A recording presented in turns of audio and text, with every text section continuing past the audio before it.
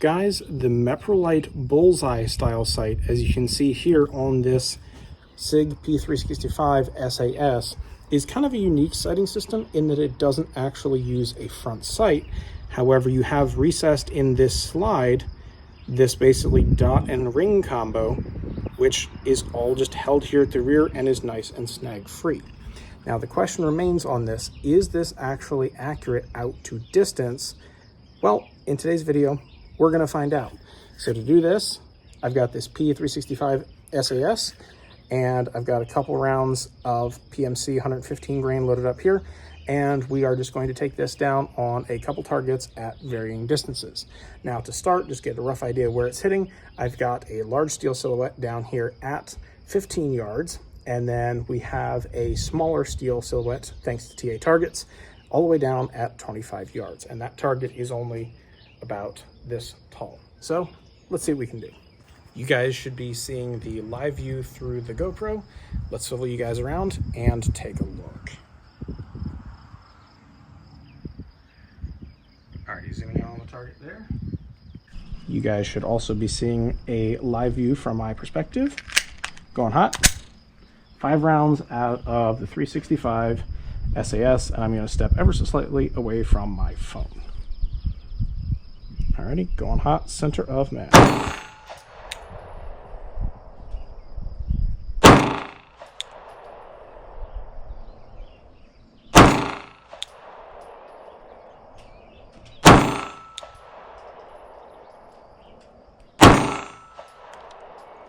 And that was the 5th shot.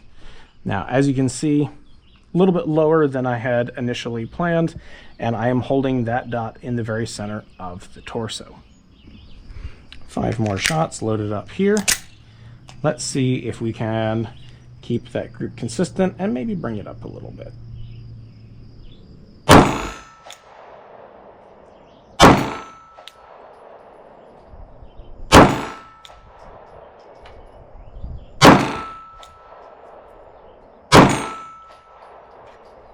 Now, first impressions, I will say that is definitely very controllable for a subcompact gun, which the 365s are known for being.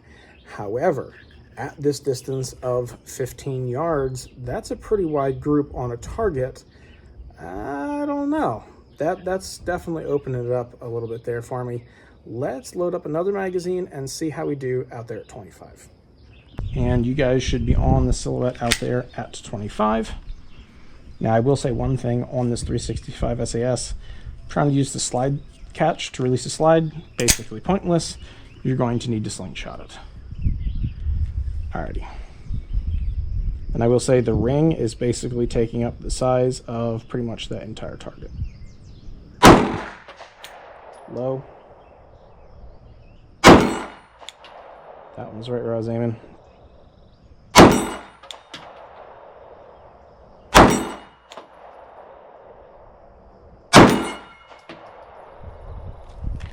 And not too shabby, actually. That was kind of impressive. Well, I think I finally am getting the hang of the trigger on this particular pistol and using the Meprolight Bullseye type sight. Let's go on all 3 targets now. I have the silhouette, the paper silhouette up close, the larger silhouette, and the smaller silhouette out there at 25 yards. Let's just run across all 3. I have a full mag of 10 loaded up for this time. Alrighty, going hot. Let's start off with a nice Mozambique drill here up close.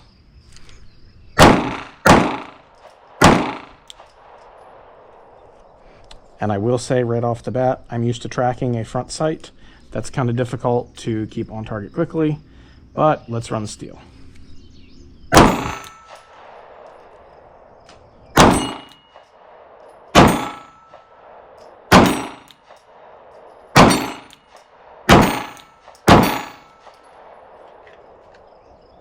There we go. Kind of getting the hang of it a little more. And 10 more. Let's retry that Mozambique drill here up close.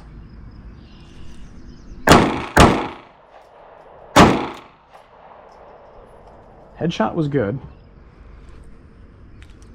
but getting up on the body, it's easy to be off if you're not perfectly centered in that circle. On the steel.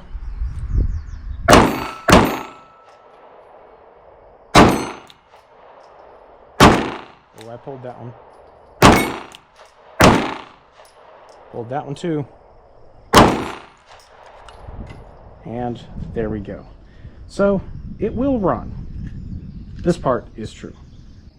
Now for an extra bit of a challenge, I'm going to paint the target that you guys see here and take it all the way down to the 50-yard line. Can I get them all to connect? Well, only one way to find out. Let's see what we can do at 50.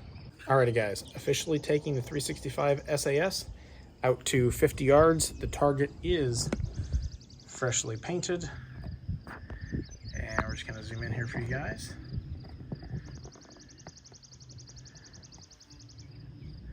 And there we go. GoPro's rolling. P365. A dry fire one shot to start. We're going hot down there at 50.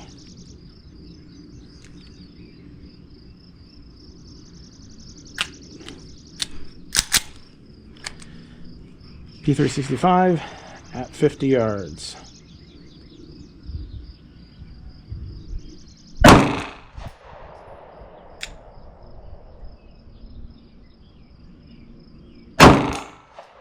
Hit. Pulled that one. This trigger is very different from what I'm used to.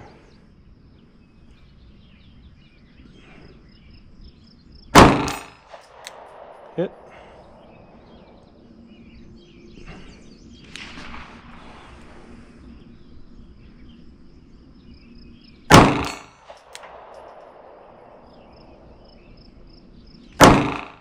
Pulled that one.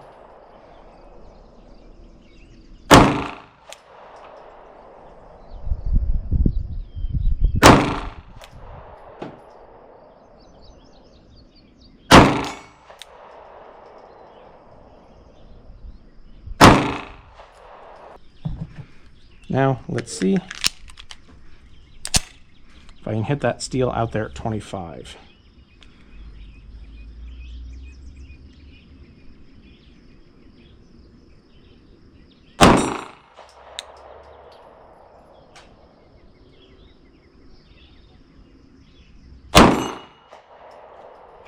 Two for two at 25.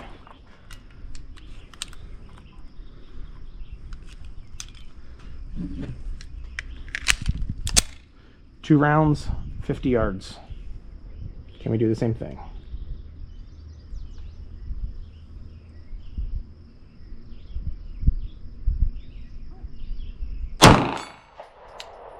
Hit.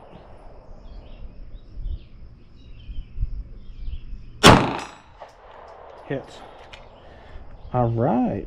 So guys, there you have it. Accuracy results at distance. Is the Meprolight Bullseye sight, as you can see here, is it really as difficult to be accurate with as some people say? Well, I don't think so. Now, I will caveat that by saying the one issue I did notice in shooting this is that because this is snag free and you don't actually have a front sight coming up from like either compressed low ready or coming off the draw and coming on the target, I usually hunt for that front sight, and not having that there caused me to throw a couple shots wide, even here at about 7 yards.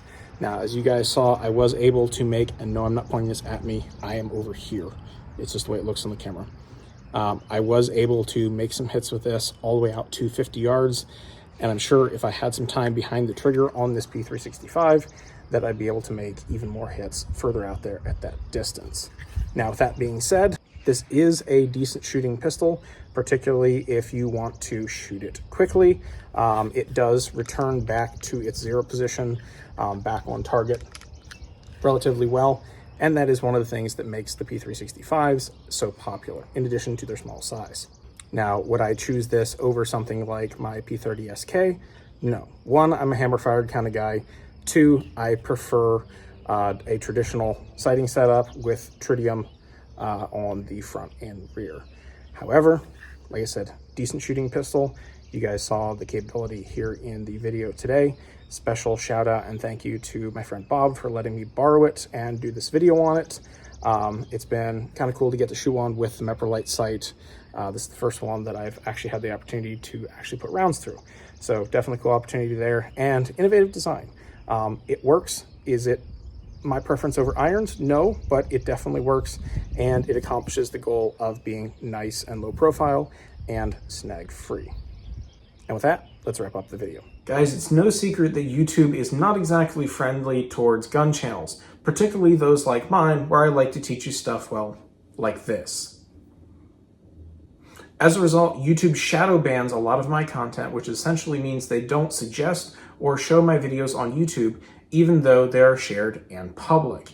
This in turn means lower amounts of views, less overall revenue for the channel to be able to keep doing what you guys and myself both enjoy. If you found this particular video helpful, make sure to give it a like and share it with any friends that you think might be interested. And if you are into rimfire shooting, check out our TRC eBay store, where I have ultra durable 22 snap caps, safety chamber flags, and other products available for you guys. This has become by far the best way of supporting the channel, as YouTube revenue continues to be choked off because YouTube does not like my content. Thanks again for watching and supporting us here on the Reloading Craft channel. As always, stay safe, keep on reloading, and I'll see you in the next one.